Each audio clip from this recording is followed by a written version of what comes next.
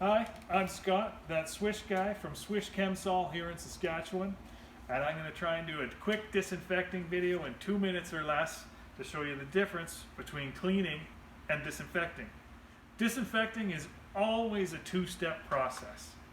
Step one is cleaning the surface, and anytime you read the directions on a disinfection bottle, it's going to say remove the gross soil. And what that means is remove anything you can see with your eyes. So I've got a microfiber here, and you can see there's all kinds of debris on this desk. We're just going to get rid of that. And I'm using a dry cloth right now to kind of sweep it off. And once I've done that, I'm going to use my ES72 hydrogen peroxide cleaner. And I'm going to use a good quality microfiber cloth. If you're using a good quality microfiber, you can remove as much as 95% of the soils on any surface.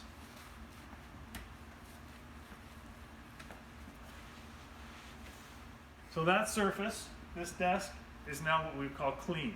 We haven't disinfected it yet, and what I just did, this step is necessary before you disinfect.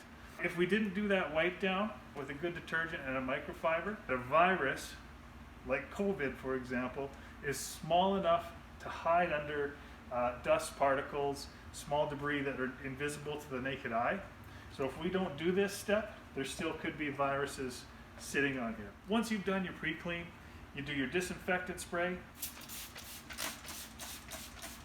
And with ES364 that dwells for 5 minutes, let it remain wet for 5 minutes, and walk away, and you're done. Your surface is disinfected.